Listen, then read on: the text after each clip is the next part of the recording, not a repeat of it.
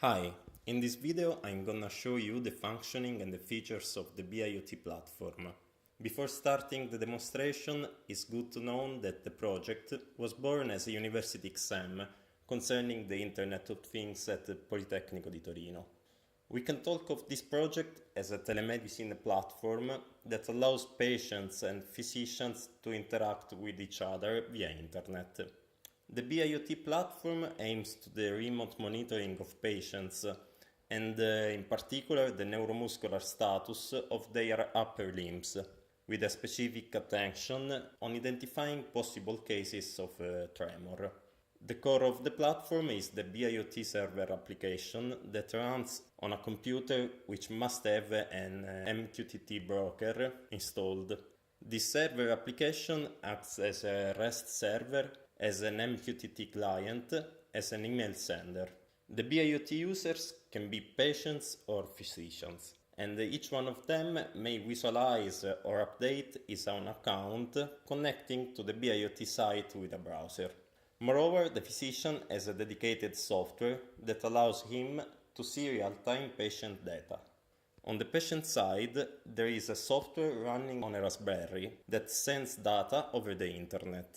These data are obtained using the Myo Gesture Control armband from Talmic Labs, which is a wearable device with an inertial sensor unit and with electrodes for the EMG signal. The Myo and the Raspberry are connected via Bluetooth. Okay, that's maybe enough, and let's start with the demonstration. Let's start the B-IoT server application. This application needs some user interaction at startup. The first choice we have to make regards the capability of the server to be reachable from other computers within the same local area network. If we want this server to be reachable from other computers, then we will type 2. Otherwise, typing 1, the server will be reachable only from the computer where it is running. If an internet connection is present, giving 2 as input, the application will automatically detect the LAN IP assigned from the router to this computer. As we can see, the IP detected is 192.168.1.4. The second question asks us to provide an email address that will be used to send users notification messages. Pressing enter without typing anything, the application will use a default email address. On the next step, we have to provide the password of the email account, and again, pressing enter without typing anything, a default password will be used. After the email address and password, we are asked to provide the SMTP, and again we can use a default one without typing anything and pressing enter. Once the email is configured, the application asks us if we want to use some dynamic DNS service. If we correctly forward the incoming connection to our router to this computer IP, then using a dynamic DNS service, we will be able to reach this server also from outside the local area network, without the need of knowing the current public IP assigned from the internet provider to the router. If we want to use this kind of service, we have to type yes, then press enter, and then provide a valid DNS. In this case, I don't want to use this service. As we can see later, the application will save the LAN IP on a particular file that each patient can download to configure his own Raspberry. Using a dynamic DNS service, the application will not save the LAN IP, but the DNS we provided. Pressing enter, the server starts. As we can see, the connection to the MQTT broker has been done and the server is started. Okay, let's open two browser windows showing two different emails accounts. The window on the right shows our patient email account and the window on the left shows our physician email account. Let's open a new tab on the patient browser and let's connect to the B-IoT server we have just started. We want now to create a new patient, so click on I am a patient, and since we have not yet any username and password, we click on sign in to create a new patient account. Let's fill the registration form and then click sign in. As we can see, the account has been created. Now let's check the inbox folder of the patient email account, and as we can see, there is the registration mail sent from the email address we provided during the configuration of the server application. Let's go back to the B-IoT site. We log in with the username and password we provided during the registration, and this is the patient homepage. There are 5 buttons. The first button is My Dashboard. Clicking on it, the user can see the story of his own account. In this case, the only information we have now is about the registration with date and time. The second button of the home page is My Physicians and allows the patient to retrieve some information about the physician that have an account on the B-IoT platform, and the patient can choose one physician or more than one physician by sending them a request. Since we have not yet created any physician account, the patient is informed with a message that tells him there are no physicians. We will come back on this section after creating some physician accounts. The send message button gives the patient the possibility to communicate with the physicians that are following him. Again, since there are not physicians yet, we can't send any message, and the patient is informed of that by this message. Clicking on the My Data button, the patient can see his current personal information, and if necessary, he can update these informations. On the bottom of the page there is also a button that gives the patient the possibility to delete his own account. Finally, clicking on the Configure Raspberry button, the patient can download a configuration file for his own Raspberry in order to properly use the B-IoT main service. In general, each patient needs to configure his own Raspberry only once before doing the first, let's say, exercise session with the Myo armband. There is no need to reconfigure the Raspberry if the patient updates his personal information or his physician list. As we will see later, the configuration process is as simple as storing the downloaded file on a USB drive, plugging into the Raspberry the USB drive, waiting a few seconds, unplugging the USB drive, and that's it. Okay, now we are ready to create a physician user. Specifically, we will create 3 physician accounts, and the registration process for a physician is different because the only way for a physician to create a new account is to use a dedicated software, the B-IoT physician application. Double-click on the executable file, and this is the first interface of the software. Starting from the top, we have a server address field that we edit writing the current IP address where the server is running, so the IP of this computer. Then we have the HTTP port field and the MQTT port field, and we leave both of them unchanged. And finally, we have to choose between logging in as an existing user or signing in, creating a new user. Let's click on sign in. The application shows a form that the user has to fill, and after that, he can click again on the sign in button. Let's click on it. And okay, the application shows this red message that tells us the new account has been created. And checking the physician email account, we see that a new email has been received. And specifically, it is the registration mail. Okay, let's create the second physician.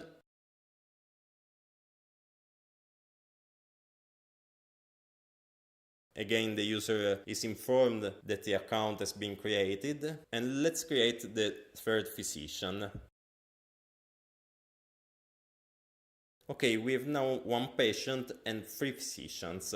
Let's open a new tab on the browser window on the left of the screen, and let's open the B-IoT site. This time we have to click on I'm a physician and log in as one of the 3 physicians created. This is the physician homepage. Starting from the top, the first button opens the dashboard that contains the events of the account. At this moment we have only the registration information. The second button, My Patients, allows the physician to organize his patient list. However, at this moment the physician has no patients. Clicking on the third button, the physician can organize the request sent from new patients, and the Send Message button allows the physician to communicate with his followed patients. And finally, clicking on the My Data button, the physician can update or just see his own personal information, and if necessary, he can delete his account. Let's see now how patients and physicians can interact within the B-IoT site. Let's click on the My Physician button from the patient homepage. As we can see, we have now a list of physicians, and on top of the page there is a box that allows the patient to sort the physician list in a particular order. By default, the physicians are listed in alphabetical order per last name. Entering an address or zip code, we can sort the physician per distance from the given address, and we can see information about the distance for each physician. Let's sort again in alphabetical order, and let's send a request to all the physicians by selecting each checkbox and then clicking the Save button. The new page shows the patients the request sent, and then we can click on Back to the home page. We can find this request also in the patient dashboard. And of course, opening the physician email account, we will find a new email that tells the physician that the patient Joe Morello has sent him a request. Now, if we open the patient list from the physician homepage, we still have 0 followed patients, but as the page says, there is a new pending request. So let's open the pending request section, and as we can see, there is a new pending request from the patient Joe Morello. The physician can choose to accept the request, to refuse the request, or to not take a decision. In this case, we want to accept the request, so we click on the first option and then we click Save. We have a confirmation, and if we go back to the home page, opening the physician dashboard, we can see the notification of the accepted request. Looking at the patient email account, we can find the email that tells the patient that the physician John Doe has accepted the request, and the same information could be also found in the patient dashboard. Now, if we open the physician list from the patient homepage, we can see that the physician John Doe is already following the patient, and the other 2 physicians have not yet took a decision. Let's open a new tab on the browser window on the left side of the screen and log in as one of the other 2 physicians. Let's open the pending request section, and suppose this physician wants to refuse the request. We select refuse, click Save, we go back to the physician homepage, and we open the physician dashboard. As we can see, there is the information about the refused request. Let's disconnect with this physician and close this tab. Now, if we go back to the patient homepage and if we open again the physician list, we can see that the physician John Smith is no more checked. This means that the physician has refused the request. Anyway, we still have the physician Jane Smith that has not yet took a decision, and the physician John Doe that is already following the patient. Again, we can find this information looking at the patient email account. As we can see, the physician John Smith has refused the request. Now let's log in as the third physician, Jane Smith. So let's open a new tab. We log in, and we open the pending request section. If we click Save without taking a decision, the confirmation page tells us that no changes have been made to the patient list. And in fact, going back to the patient homepage and reopening the physician list, we still have the same situation. Now, suppose that the patient has changed his mind and wants to cancel the request sent to the physician Jane Smith. Well, in this case, we have to uncheck the relative box and then click Save. We have again a confirmation page with information about the cancelled request. And if we go to the pending request section of the physician Jane Smith, we can see that there are no more pending requests. Now, let's send again a request to this physician. So we open My Physicians, we select Jane Smith and we click Save. Let's open the pending request section and let's accept the request. Looking at the physician dashboard, we can find the information about the accepted request. Let's disconnect with this physician and close this tab. Of course, the same information is also in the patient dashboard.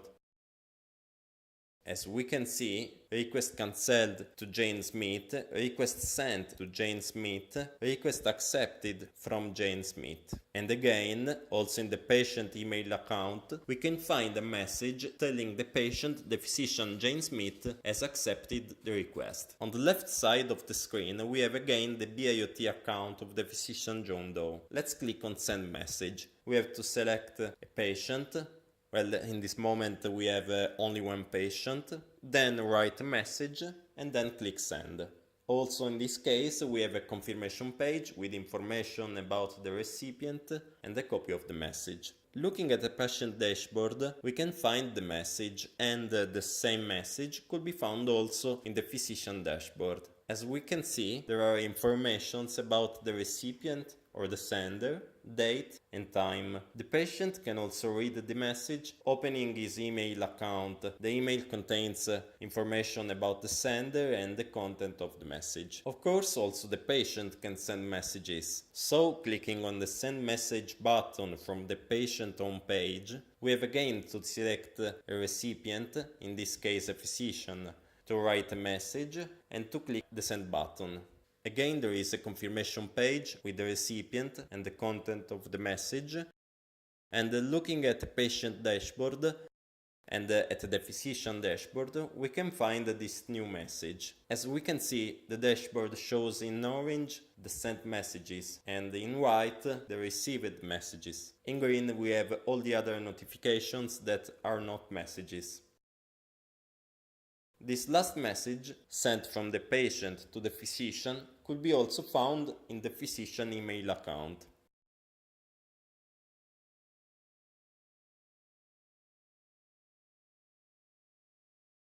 Now, a physician can also decide to stop following one of his followed patients. In order to do this, let's click on the My Patients button from the physician homepage. As written in the page, we have to check the box on the left of the patient's name and then click Save.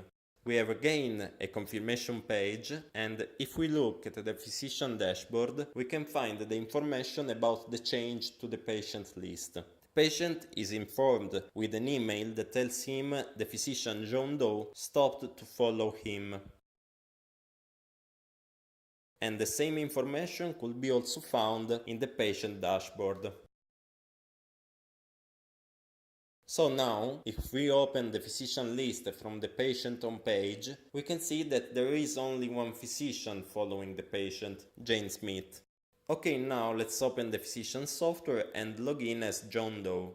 After the login, the software shows an interface in which we can find different elements and informations. Starting from the top left corner, we have the physician name, followed by the address of the server, in this case 192.168.1.4. On the top right corner, we have the logout button, and clicking on it, we go back to the login page.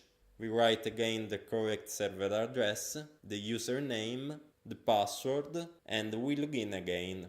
Below the physician name, we have three buttons, with the first one selected, and the list that in this moment is empty, since we have just stopped to follow the only patient, Joe Morello. In fact, looking at the patient list from the browser, we can see that the physician has 0 patients. Clicking on the second button of the software interface, the button Pending Requests, we get again an empty list, since in this moment the physician has no request. And we can see that again also from the browser, looking at the pending request section. And finally, selecting the third button, Patients Active Now, the software will show all the followed patients currently doing an exercise session in that particular moment. We will see it later. When the list is not empty, the physician can select a patient clicking on his name, and after that he can deselect the patient clicking here, or if necessary he can reload the patient list clicking here. On the bottom right corner, we can find the message box that could be used by the physician to communicate with the selected patient. On the left, we have another block with a list and an entry. After selecting a patient, the list shows all the past sessions the patient has done, and the physician can download them from the server and store locally. And after that, it is possible to locate on the computer a session file, to load it, and to replay it. This is useful because in this way there is no need for the physician to be present when the patient is doing a session. On the left we have the Tremor monitor that for each patient's session and during all the length of the session shows information about the power spectrum of a signal obtained from the accelerometer of the Myo armband. As we can see, we have a bandwidth starting from 0.5 Hz to 15 Hz that, as we will see later, is divided into 5 subbands. On the bottom left corner we will see a 3D model that during each session will follow the orientation of the patient upper limb. And finally, in this part of the interface will be shown 8 traces, and each one of them represents the evolution in time of a quantity derived from the surface EMG signal recorded on a particular zone of the patient upper limb, depending on how the patients wear the Myo armband. It is also possible to switch from the live mode to the non-live mode, where the live mode allows the physician to see patient session in real time, and the non-live mode allows the physician to replay a locally stored session. One of the peculiarities of this software is that the physician can open and use different instances of the software, maybe in different computers. In fact, let's open a new instance of the software and log in as the same physician. As we can see, an additional information appears, telling us that the user is connected from 2 places. If we log out from one of the 2 instances, on the other instance the information disappears, meaning that the user is connected only from that instance. Let's see it again. If we look here, once we click login, we can read the information about the number of open instances of the same physician. And this works also when the physician closes an instance without doing the logout. Let's open again a new instance of the software and log in as the same physician.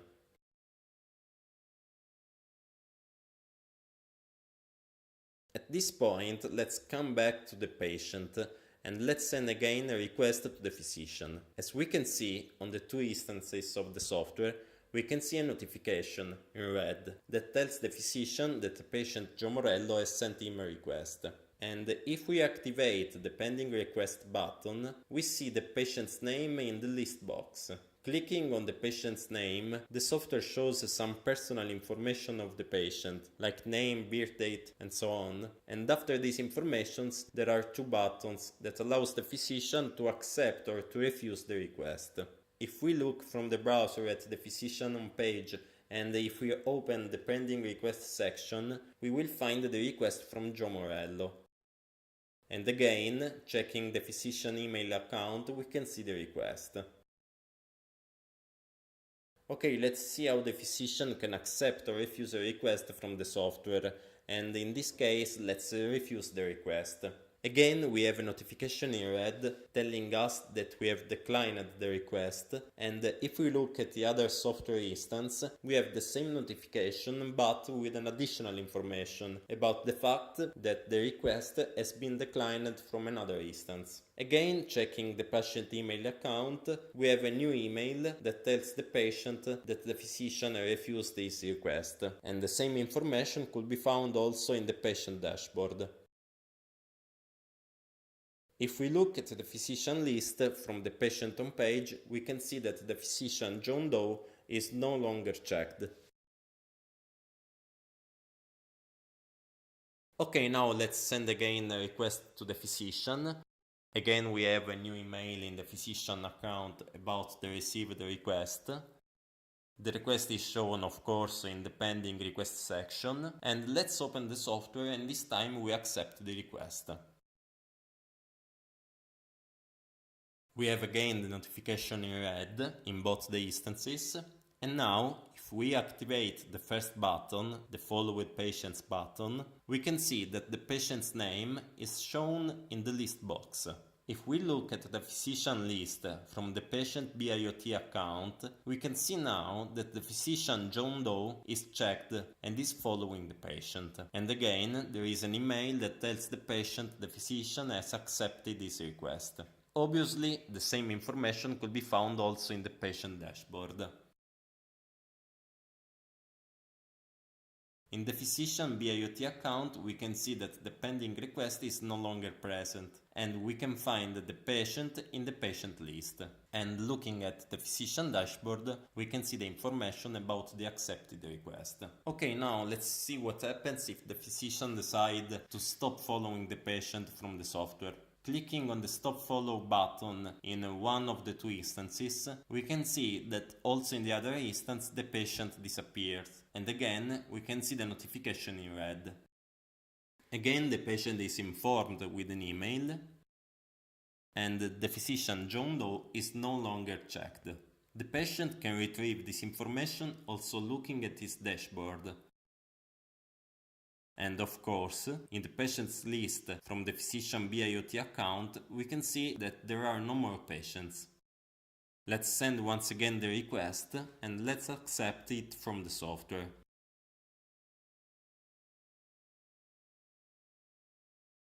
Here is the notification. Here is the patient. Let's click on the patient's name and focus the attention on his telephone number. The last 3 digits are 122. If I change the telephone number from the patient B-IoT account, for example changing the final 122 with 000, the password is required in order to save changes. As we can see in the physician software, there is a new notification that tells the physician that the patient has updated his contacts. And here we can see the new telephone number, and in the patient email account we can find the new email containing all the updated personal information. Also the physician can update his personal information. For example, in the address line of the physician John Doe, we can find the number 42. Now, if I change the address of the physician, changing the 42 with, for example, 88, again the password, click on the Save button, we go back to the patient home page, we open again the physician list, and now we can see the 88 in the address line of the physician. And again, we have a new email, this time in the physician email account, that shows all the updated personal information. Okay, now let's send a message from the software. We select the patient and we write here the text of the message. Then we click send. We have again a notification in red, and in the patient email account we can find the message. And obviously, the same message is also in the patient dashboard and also in the physician dashboard. Okay, at this point, let's open a third instance of the software, but this time logging in as the other physician following the patient Joe Morello, and so as the physician Jane Smith. So, in this instance, on the top left corner of the screen, we are logged as John Doe. And also in this instance, on the bottom, we are logged as John Doe. And as we can see, there is the information that says connected from 2 places. And in this third instance, we are logged as Jane Smith. Let's select also in this instance the patient Joe Morello. As we can see, in all the 3 instances, we have the Tremor monitor block that shows patient-specific informations about thresholds and subbands frequencies. Let's look at this block from the first instance of the physician John Doe. As we can see, we have here 4 letters that represents the limits of the subbands. In fact, we have the first band from 0.5 Hz to A, the second from A to B, then the next band from B to C, then the next from C to D, and then the last from D to 15 Hz. The values of A, B, C and D could be changed here. In particular, I can decrease or increase each value by steps of 0.5 Hz, and the only 2 limits are that the 5 subbands must cover all the bandwidth from 0.5 to 15 Hz, and they cannot overlap. So, for example, since the value of B is 5 Hz, the maximum value for A is 4.5 Hz. But if I increase the value of B, for example to 6.5 Hz, then I can increase the value of A to 6 Hz. And in this moment I can increase B to the maximum value of 7 Hz, because the value of C is 7.5 Hz. And again, increasing C to 8 Hz, I can increase B to 7.5 Hz. The value of A can be decreased to the minimum value of 1 Hz, because this 0.5 Hz here cannot be changed, and the value of D could not be greater than 14.5 Hz. Changes on these values are reflected on the graph on the left only after clicking the Submit button. And if I click the Submit button, the values will be automatically updated also in the software instances of the other physicians that are following this patient and that have this patient currently selected. So let's suppose we want a band from 0.5 to 3 Hz, then a band from 3 to 7 Hz, then a band from 7 to 11 Hz, then the next band from 11 to 13 Hz, and the last band from 13 to 15 Hz. So now when we click the Submit button, in this instance, in this other instance where we are logged as the same physician, and in this instance where we are logged as the other physician following the same patient Joe Morello, while clicking the Submit button, the values of the Tremor monitor associated with the patient Joe Morello will be automatically updated. As we can see, these values are different in this moment. Here we have 2.5 Hz, 5 Hz, 7.5 Hz and 10 Hz. And here 3 Hz, 7 Hz, 11 Hz and 13 Hz. Here again 2.5, 5, 7.5 and 10. We click Submit, and as we can see, in this instance we have a notification telling us the Tremor specifications have been updated. In this other instance, the notification tells the physician the same information, plus another information regarding the name of the patient, and we can see here the updated values. And of course, also in this other instance, we can see the notification and the updated values. Let's come back to the first instance of the physician John Doe and let's see what are the other functionalities of the Tremor monitor. During each patient session, we will see 5 bars in this graph, 1 bar per band, and each one of these bars will increase or decrease in time according with the power of that specific band. So each one of these 5 bars represents the power of that sub-band in terms of percentage of the total power of the whole band from 0.5 to 15 Hz. So at any time the sum of the values of the 5 bars is equal to 100. So, for example, a bar with an high value on a band, let's say on the right, so a band with high frequencies, means that there is tremor, and tells us also the range of frequencies of the tremor. On the contrary, a situation without tremor will be characterized by a bar with a high value on the band of the left, so on the band with the lower frequencies. In this way, the physician can get an idea of the patient's tremor at first sight.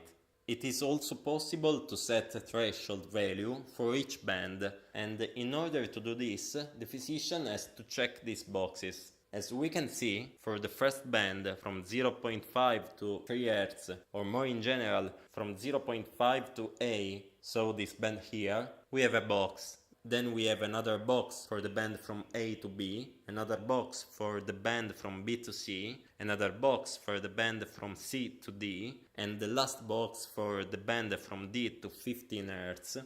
If we select the box for the band from A to B, then we can set the threshold value here, for example 35%. After clicking Submit during each session of the patient Joe Morello, the software will display in red the bar in that band if the power of that band reaches values greater than the 35% with respect to the power from 0.5 to 15 Hz. It is possible to set more than one threshold, so for example we can set a second threshold for the band from 11 to 13 Hz, so the band from C to D, with a value of, for example, 20%.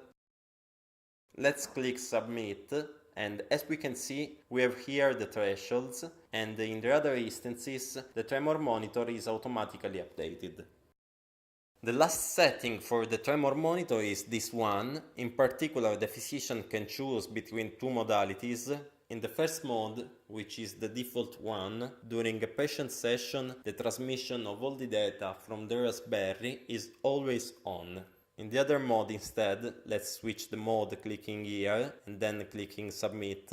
As we can see again, the other instances are automatically updated here and here. Well, in this mode, the transmission of data from the Raspberry will be triggered by Tremor. So, for example, in this case, the Raspberry of the patient Joe Morello will send data only if the movement of the patient upper limb will be characterized by a particular tremor, according to the rules set by the physician.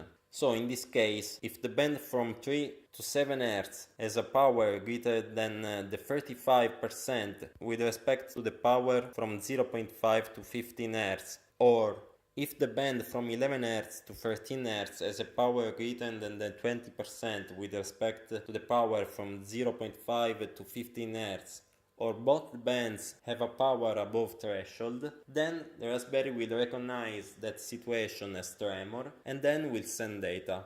On the contrary, if both the selected bands have a power below threshold, then the Raspberry will consider that situation as non-tremor, and then it will not send data. If the physician set this mode, where the data transmission is triggered by Tremor, then the Raspberry will continue to send data also for the first 4 seconds after the end of each Tremor episode. Okay, now let's close 2 of the 3 software instances. Here the information of the second instance disappears. We select the mode non-triggered by Tremor. And let's go to the patient homepage and click the Configure Raspberry button. From this page, the patient can download the configuration file. It is possible to edit parts of this file, we will see later in which cases. Then the patient has to store this file on a USB drive and then plug into the Raspberry the USB drive. After a few seconds, the patient can unplug the USB drive and that's it. The Raspberry is configured for that patient and is ready to send data. As we will see, it is possible to wirelessly connect the Raspberry to a local area network, and in order to do this, the patient has to edit the configuration file, writing the name and the password of the Wi-Fi. In general, the Raspberry configuration process must be done only once before doing the first session, but in some cases it could be necessary to reconfigure the Raspberry. For example, when a patient wants to do a session with a Raspberry configured for another patient, or to update the wireless connection settings. Finally, the configuration file allows the user to do some other particular actions, even if these features are not designed for a standard patient use. Okay, so let's download this file. We plug a USB drive into the computer.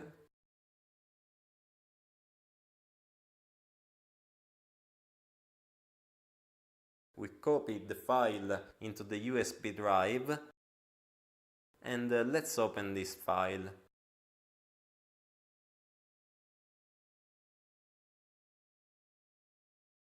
Okay, this is the configuration file. As we can see here, if we want to wirelessly connect the Raspberry to the network, we must enter here the name of the wireless LAN and here the password. Well, at this point we could save changes and plug the USB drive into the Raspberry, but let's see first some other features of this file. As we can see here, there are some information regarding the user, like the patient ID, that is a number that identifies the user. The patient has not to edit this ID. Then we have the password chosen by the user during the creation of the account. The broker address substantially is the IP address of the computer where the server application is running. It says broker and non-server not for a mistake, but because the computer running the B-IoT server application must run also an MQTT broker. Now, if we remember at the beginning the configuration process of the server, well, there was a point in which we were asked to provide a dynamic DNS name. If we had provided a DNS name, we could read now that name here. And in fact, we read this IP address because we chose not to use any dynamic DNS service, and we set the server with this specific IP. Then we have the HTTP port that as the broker address should not be changed, and then we have the frame rate. The frame rate is a parameter that could be set to a positive integer greater than 0 or to the string max, like this. This parameter represents the maximum number of MQTT messages that the Raspberry sends each second for the EMG data or for the 3D model data. So, for example, in this case, during a patient session, the Raspberry will send no more than 15 MQTT messages per second with the EMG informations, and no more than 15 MQTT messages per second with the 3D model informations. Lower values allows a faster communication, while higher values allows a better visualization with an higher time resolution. The following lines of the file are not designed for patients, but may be useful in some cases. Getifconfig output allows the user to get the IP address assigned from the router to the Raspberry. The IP could be found in a file in the USB drive after unplugging it from the Raspberry. Then we have the following three lines that are useful in order to keep mounted the USB drive in the Raspberry, or to power off the Raspberry, or to reboot the Raspberry. And finally, it is also possible to write particular commands that the Raspberry will execute. Okay, so let's click save and we can close the file and unplug the USB drive from the computer.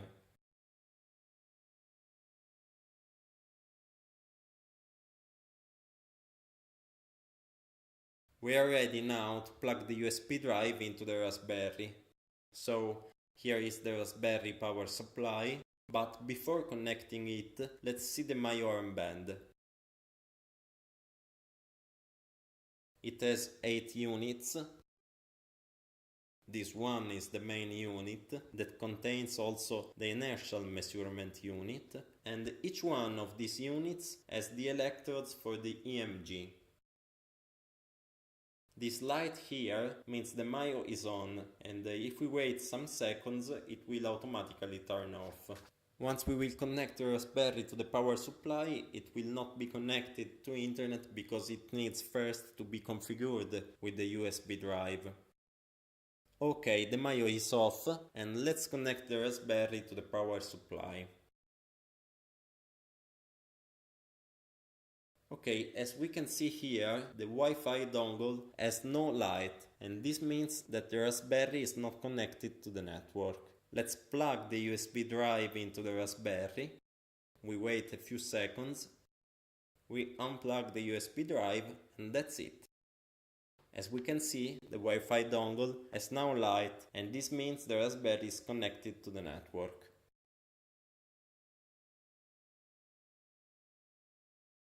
Okay, now let's go to the physician software. We select the third button in order to have listed only the patients currently doing a session.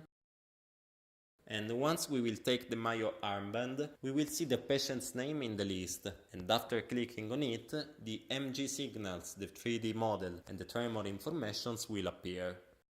So let's take the Myo. It automatically turns on. And in this moment the Raspberry is asking the server, let's say, a permission to send data, and okay. Here is the patient's name. We click on it, and that's it.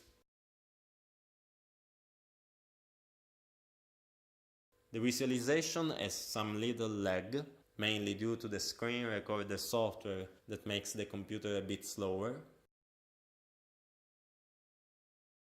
Looking at the Tremor monitor, we can see that almost all the power from 0.5 to 15 Hz is in the first band, and in fact there is no tremor. But if we try to simulate a tremor situation, then, as we can see, the power on the first band decreases, while the power on the bands with higher frequencies increase. And when the power of the selected bands is greater than the threshold value, the color changes from green to red. Focusing on the EMG signal, we can see how the traces increase during contraction and decrease during rest. Contraction, rest.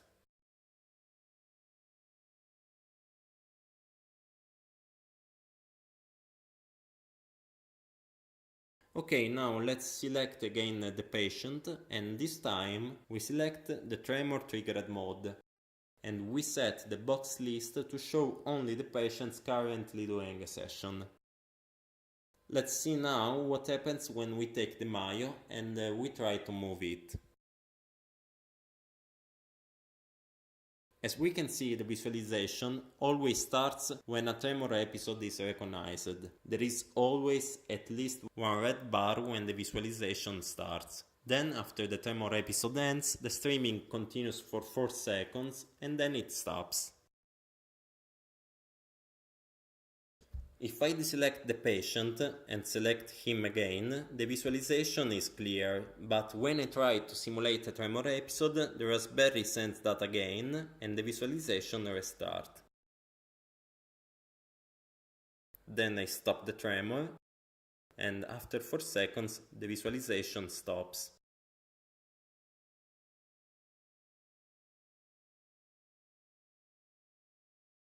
If I restart Tremor, the visualization starts again. I stop the tremor, and after 4 seconds the visualization stops.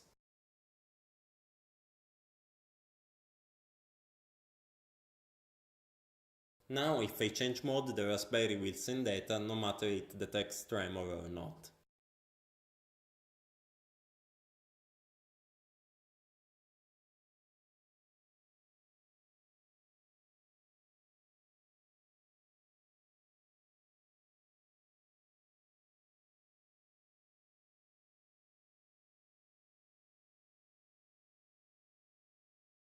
Finally, let's see how the physician can replay an old session. So, after clicking on the patient's name, we have to choose a session from this list and then to click download. We can see the notification in red that tells us the download is complete. After that, we have to locate the downloaded file and to load it. So it is possible to replay the session without any lag.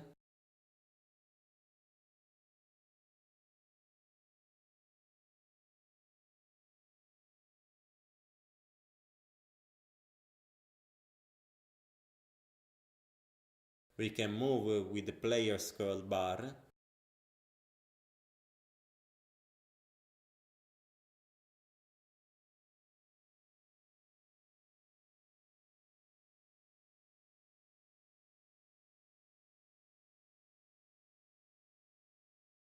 And if I click here, the software switches to the live mode. So if I take the Myo, we can see in real time the new session. If I turn off the live mode, the software goes back to the downloaded session with the player scroll bar in its last position. I click play again, then I go back to the live mode, and this is again the current session in real time.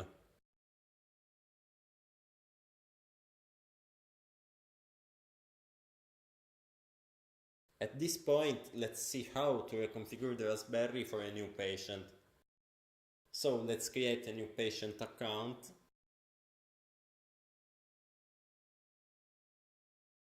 Okay, we have a new patient, Fred Taylor. We log in and we send a request to the physician John Doe.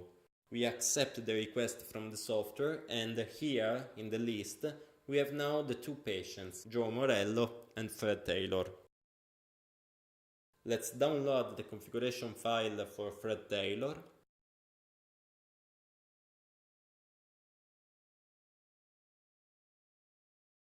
We copy the file in the USB drive, renaming it with the correct name.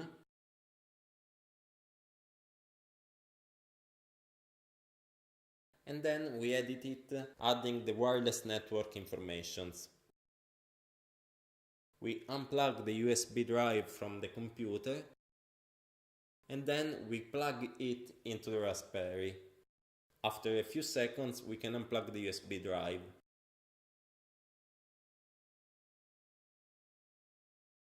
So now let's see what happens in the physician software when we take the Myo. Again, the Myo is asking the permission for sending data associated with the new patient. And okay, the transmission starts. And in the physician software we can see the visualization for Fred Taylor. We wait a few seconds and the Myo will automatically turn off.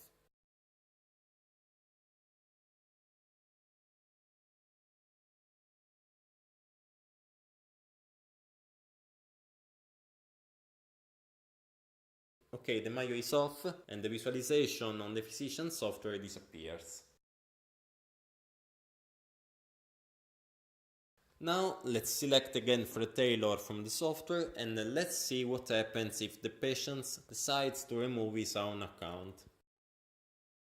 Here we click yes, and as we can see in the physician software, the patient disappears, and the notification in red tells us the patient Fred Taylor has removed his account. Of course, the physician can find this information also in his email inbox. Now let's go back to the patient Joe Morello. There are two physicians following him, and let's see what happens when one of these physicians decides to remove his own account. We remove the physician account, and now, as we can see in the physician list from the patient homepage, the physician John Doe is no longer present. Looking at the patient email account, we can see that there is a new email that tells the patient that the physician John Doe has removed his account. Okay, the demonstration ends here, and if you are interested, you can find some more information in the video description.